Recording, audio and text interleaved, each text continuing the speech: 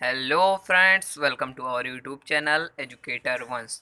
तो आज का हमारा टॉपिक होने वाला है राम लक्ष्मण परशुराम संवाद। जी हाँ दोस्तों, आज का हमारा टॉपिक है क्लास टेंथ हिंदी क्षितिज। क्लास टेंथ का हिंदी क्षितिज का लेसन 2, जो कि काव्य खंड का लेसन 2 है, राम लक्ष्मण परशुराम संवाद। आज का वही हमारा टॉपिक है। हम इसके सारे क्वेश्चन आंसर इसी वीडियो में डिस्कस करेंगे। तो चलिए बिना किसी देरी के हम इस वीडियो को शुरू करते हैं। सो फ्रेंड्स, मैं आपको कहना चाहता हूँ कि आप चैनल को मेरे सब्सक्राइब कर दीजिए और वीडियो को सारे के सारे लाइक कर दीजिए। मैं इसके साथ साथ जीके क्वेश्चन भी बताता हूँ, आप जाके चैनल पे देख सकते हैं। इंटरेस्टिंग जीके क्वेश्चन होते हैं, आप उनको भी चेक कर सकते हैं। तो चलिए, हमारा पहला आता है पाठ 2, राम लक्ष्मण परशुराम संवाद। जी हाँ दोस्तों, तो यहाँ पे हम पहले तुलसीदास का जीवन परिचय देख लेंगे।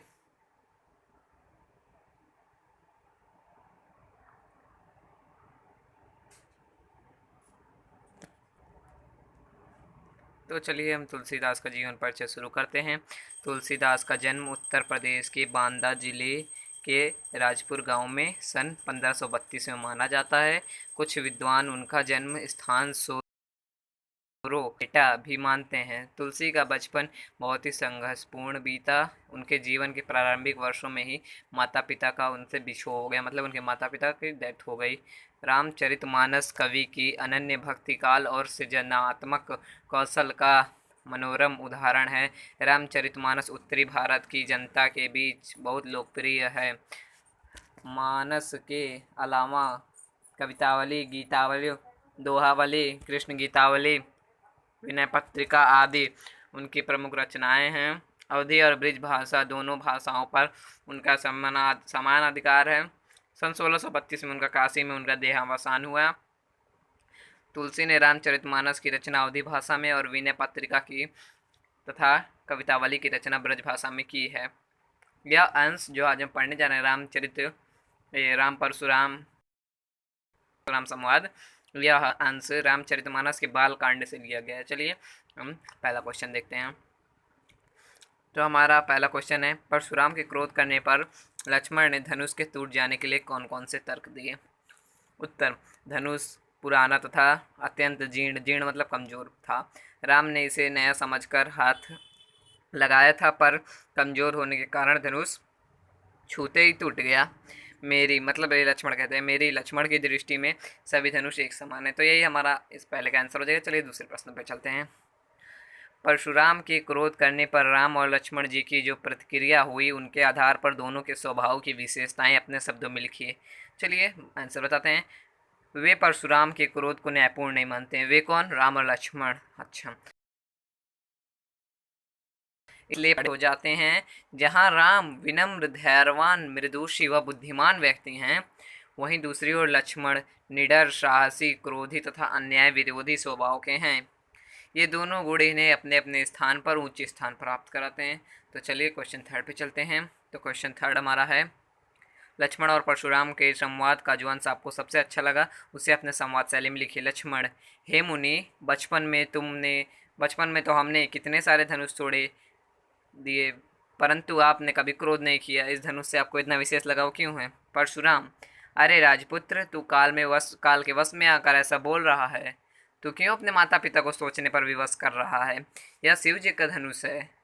चुप हो जा, मेरे इस फरसे की भयानकता को भली भांति देख ले।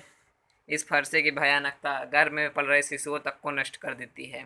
चौथा क्वेश्चन, परशुराम ने अपने विषय में सभा में क्या क्या कहा? निम्न पद्यांश के आधार पर लिखिए। तो पद्यांश आप लोग बुक से देख लीजिएगा, मैं आंसर बोलता हूँ। परशुराम ने अपने विषय में कहा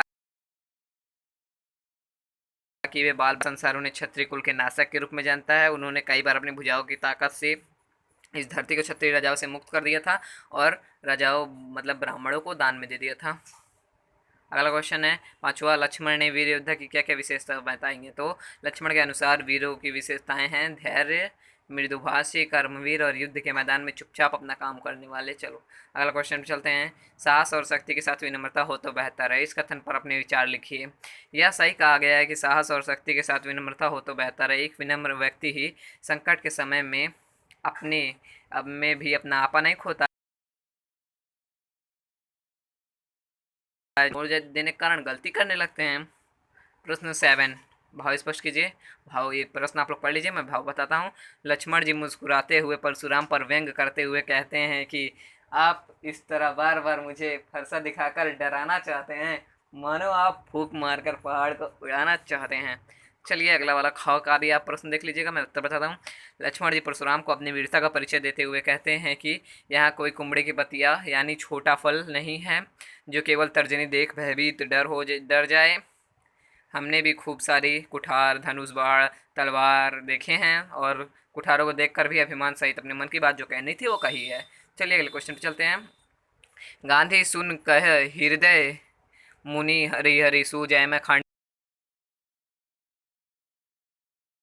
मन ही मन मुस्कुराते हुए कहते हैं कि परशुराम को सब हरा ही हरा नजर आ रहा है, अर्थात परशुराम ने अनेकों साधारण क्षत्रिय राजाओं को मारा है, जिसके कारण वे राम लक्ष्मण को भी साधारण क्षत्रिय राजा मान रहे थे। परंतु राम और लक्ष्मण किसी गन्ने की तलवार की भांति नहीं हैं जो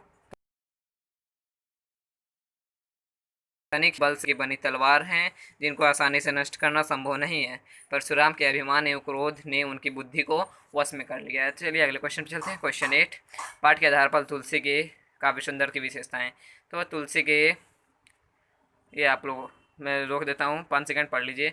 5 4 3 2 1। तो ये बहुत ही बड़ा था इसलिए मैंने आपको ऐसा कहा। चलिए 9 पे चलते हैं।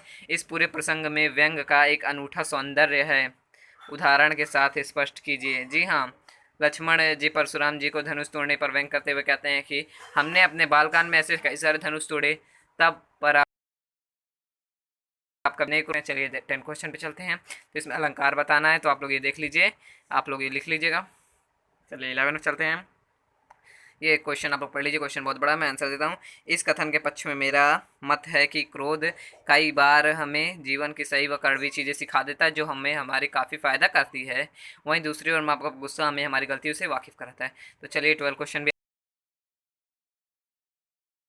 आप लोग पढ़िएगा। पूर्ण संयत है, लक्ष्मण लगातार व्यंग बाण करते हैं, परशुराम का व्यवहार क्रोध से भरा हुआ है। आप अपने स्थान पर मतलब इन परिस्थितियों में अपने आप को रख के देखिए कि आपको कैसा लगेगा, आप कैसा व्यवहार करेंगे। राम लक्ष्मण और परशुराम जैसी स्थितियां होने पर मैं राम और लक्ष्मण के मध्य का व्यवहार करूंगा। मैं श्री राम जैसा नम्र विनम्र तो हो नहीं सकता, और ना ही लक्ष्मण जितना उग्र बनूंगा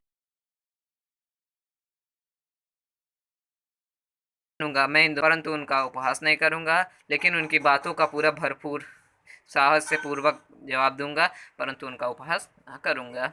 चलिए अपना 13 क्वेश्चन, अपने किसी परिचित का मित्र के स्वभाव की विशेषताएं लिखिए।